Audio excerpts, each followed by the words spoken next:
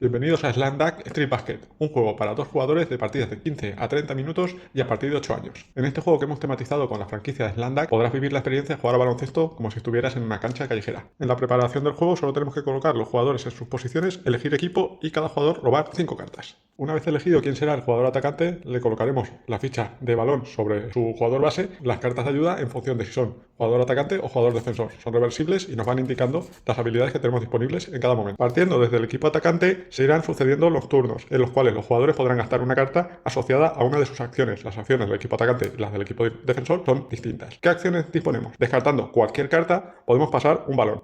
Podemos mover un jugador.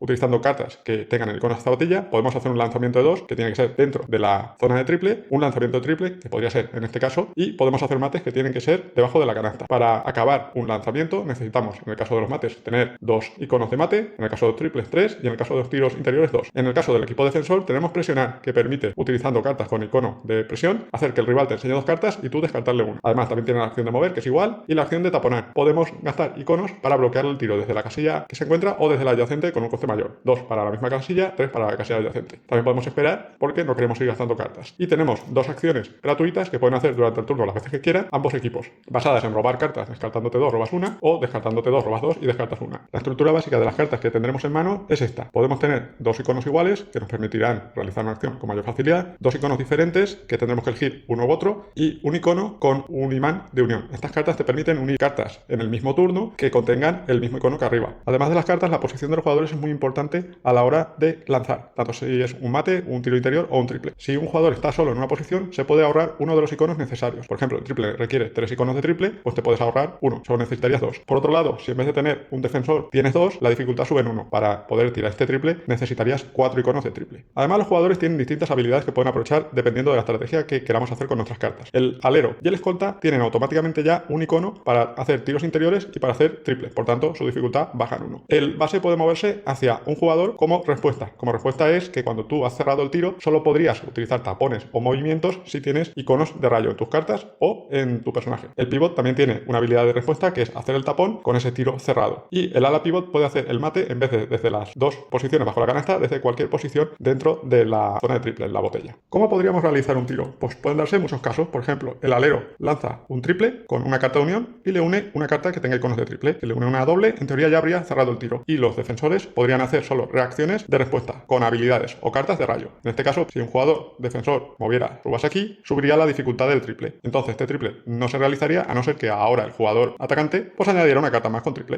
En este caso, haría el triple, a no ser que este jugador tuviera cartas de tapón y las añadiera. Otra forma de iniciar la jugada podría ser 2 iconos de triple, el jugador defensor se podría ir imaginando lo que va a ir ocurriendo, podría añadir pues una carta de tapón doble. Eso terminaría con un cambio de posesión y empezaría otro turno desde los jugadores base. Ante esta misma situación también podría ser que el jugador defensor tuviera una carta de tapón y diera paso de nuevo al jugador atacante. El jugador atacante podría terminar su triple, pero el jugador defensor, si tiene una carta de tapón con rayo, podría responder a este tiro cerrado, taponando y recuperando la posesión. Durante las jugadas podemos hacer cintas. Por ejemplo, el atacante alero inicia un triple. El defensor inicia una acción de tapón. Todavía no ha taponado, todavía no ha terminado el triple, pero el alero intenta ser precavido, descarta una carta y hago un pase. Esto se anularía y seguiríamos con la jugada, donde el defensor podría esperar a ver qué hace el atacante, o por ejemplo jugar una carta de presión para que le enseñe 2 cartas y quitarle una, y luego podría hacer este jugador pues un mate, añadiendo 2 iconos, que ya se podría entrar de nuevo en una situación de tapón, etcétera, etcétera. Entonces siempre hay muchas jugadas hasta que las manos se terminan. Al acabar la ronda y cambiar la posesión, todos los jugadores roban 3 cartas y reinician su juego desde el jugador base, poniendo todos los jugadores en la posición inicial. ¿Cómo funcionan las faltas? Imaginad que un jugador atacante se mueve, le sigue el jugador defensor y el jugador atacante lanza un tiro de 2 con los 2 iconos, pero hay algunas cartas de falta que son de borde rojo que suelen ser muy buenas para la defensa. En este caso tendría 2 tapones en una única carta y con rayitos, por tanto puede responder a un tiro cerrado. ¿Qué pasaría? Que el tapón se haría, pero sacaríamos una carta de árbitro.